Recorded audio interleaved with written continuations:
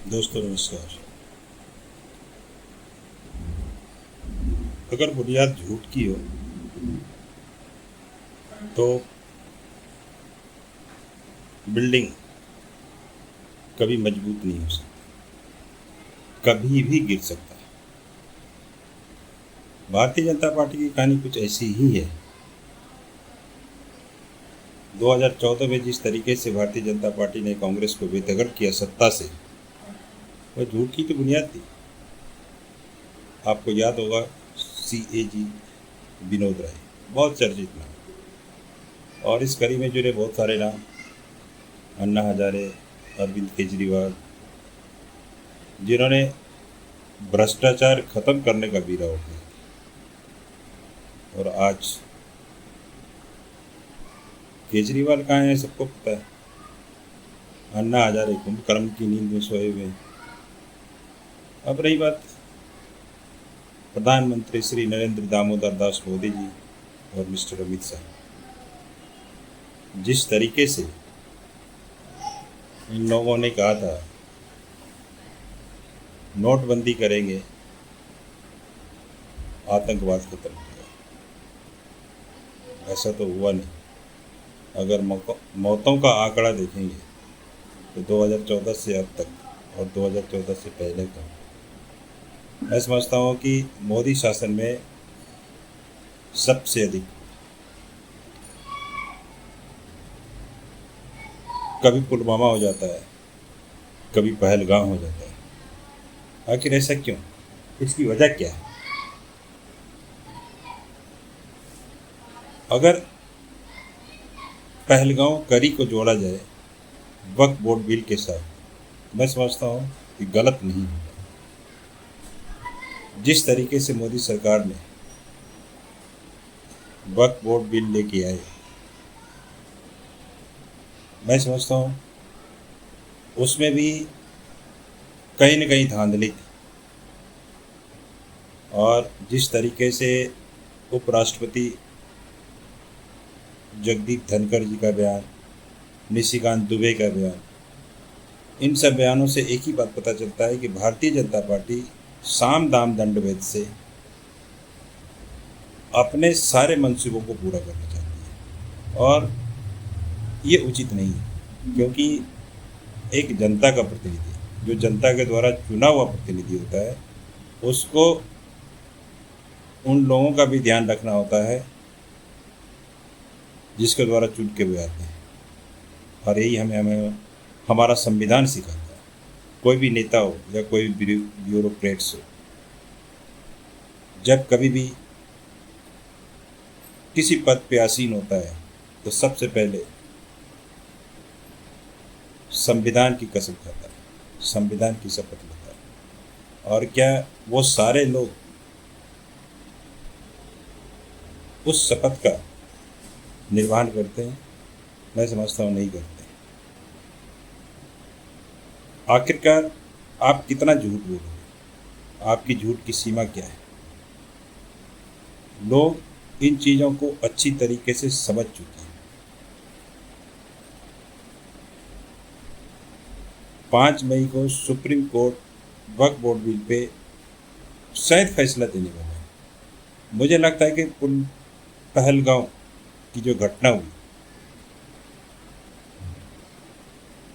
इस केस को डाइवर्ट करने की कोशिश की गई है। जाने गई जिसकी जाने गई, उसमें इन नेताओं का क्या है? इन नेताओं का कोई मतलब नहीं है। आम पब्लिक इसमें पिस रही है, उनकी जाने जा रही है।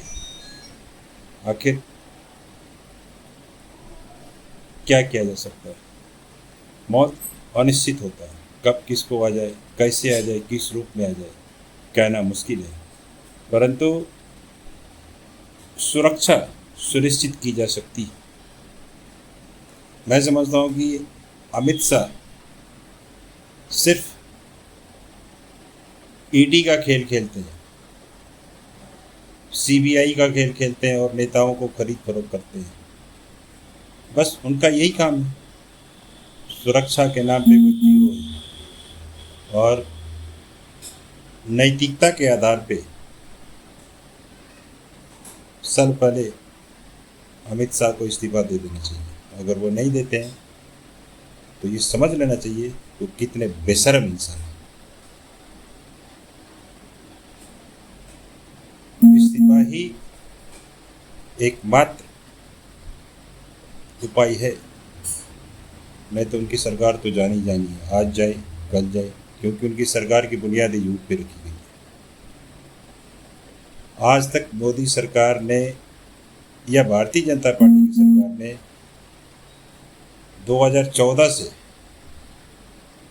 जिन वादों को दोहराया है उसमें वो खड़े नहीं होते। आखिर क्यों? क्योंकि वो करना नहीं चाहते। मोदी सरकार सिर्फ नाम बदलना चाहती है, चाहे स्टेशन का नाम हो, किसी शहर का नाम हो, किसी पार्क का नाम हो, नाम बदल दो, बस उनको यही विकास दिखता है। ये उन लोगों के लिए विकास होगा। और हमारा गोदी मीडिया, कुछ ऐसे चैनल्स हैं जिन्होंने पत्रकारिता को बेच कर अपने ज़मीर को बेच कर रख दिया। ऐसे लोगों को सबक आने वाले समय में भारत के लोग जरूर सीखेंगे। मैं उन तमाम मृतक परिवारों को सत्ता के सच की तरफ से संवेदना व्यक्त करता हूँ और मैं भगवान से प्रार्थना करता हूँ उन्हें इस दुखद घड़ी में हौसला दे, हिम्मत दे, जिससे इस परिस्थिति को झेला जा सके। और उनसे एक विनती भी करूँगा कि सत्ता से सवाल करना ना छोड़े, सत्ता को आईना दिखाना ना छोड़े, यही हमारी विनती है। और दोस्तों, अगर आपको मेरा वीडियो अच्छा लगता हो कम से कम कमेंट तो कर सकते हैं, अच्छा या बुरा, क्योंकि मैं आपसे कुछ भी उम्मीद नहीं करता। लाइक करें या ना करें मुझे कोई फ़र्क नहीं पड़ता, क्योंकि मुझे जो कहना है मैं अपने वीडियो के माध्यम से उन लोगों तक पहुंचाता रहूँगा जहाँ तक कि जाना चाहिए। और मैं ये काम भली भांति कर रहा हूँ। ये वीडियो हमारा काफ़ी दिनों के बाद आ रहा है। जी हाँ, काफ़ी दिनों के बाद आ रहा है और उम्मीद करता हूँ कि अब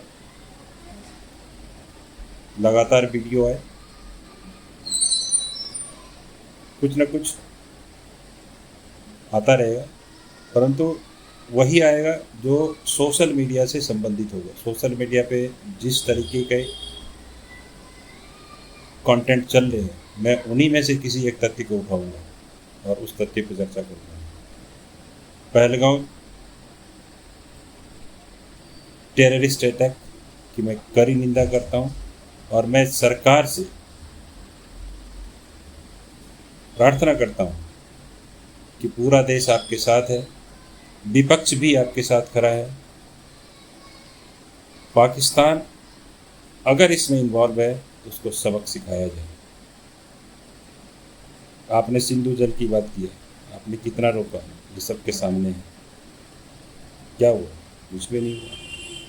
उल्टा पाकिस्तान ने आपका आसमानी सफ़र रोक दिया। सोचने वाली बात है। जिसकी कोई हैसियत नहीं वो आंखें दिखा रहा है। और आप तो कहते थे एक सर काटोगे तो 10 सर लेके आऊँगा। क्या हुआ? और कुछ तो कम से कम अपनी बातों पे तो ध्यान रखते, वो भी नहीं हुआ। आपसे होना चाहिए था। 2002 के बाद से आपने सिर्फ एक ही खेल खेला, हिंदू मुस्लिम हिंदू मुस्लिम हिंदू मुस्लिम। आखिर कब तक खेलते रहेंगे ये खेल? इस खेल से क्या मिलता है? धर्म की राजनीति करने वाले को तत्काल फायदा हो सकता है, लेकिन ये ज़्यादा दिन तक बरकरार नहीं रहता। और जब सत्ता जाती है ना तो दल रहता है और ना ही दल के आदमियों का पता होता है। अगर आपने चाणक्य को पढ़ा होगा तो शायद समझा भी होगा। चाणक्य यही कहता है, अगर आपको सत्ता पानी है और बार बार असफल हो रहे हैं तो धर्म की राजनीति शुरू करें। आपने यही किया। आपने सिर्फ चाणक्य का एक स्टांजा पढ़ा। चाणक्य ये भी कहता है कि धर्म की राजनीति जब जाती है तब सब कुछ जाता है।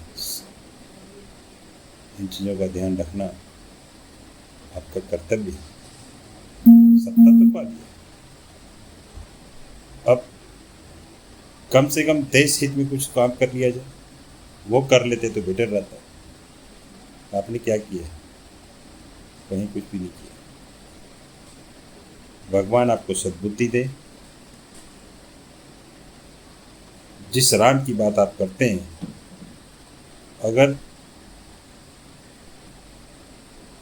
उनकी मर्यादा के अनुसार आपने काम किया होता है, शायद राम आपकी भी सुने। मर्यादा पुरुषोत्तम राम के नाम को आपने सिर्फ बेचा और देश में सिर्फ धार्मिक उन्माद को फैलाया, नफरत को फैलाया। कहाँ छुपाएंगे? सर्वदलीय बैठक से प्रधानमंत्री गायब रहते हैं। कितना हास्यास्पद बात है, सोचने वाली बात। आखिर क्यों? अगर आपके पास शब्द नहीं है, कहीं और से शब्द ले आते। चुनावी सभा तो कभी भी हो सकती है। बिहार में चुनाव अभी काफ़ी दिन है, लेकिन वर्तमान में जो कुछ भी हो रहा है, पूरा देश उबल रहा है। अगर आप कोई स्टेप नहीं उठाते तो शायद आपके लिए और भारतीय जनता पार्टी के लिए आने वाले समय में भारी मुश्किलों का सामना करना पड़ सकता है। दोस्तों, अभी इतना ही, फिर दूसरे वीडियो। धन्यवाद, नमस्कार, जय हिंद, जय भारत।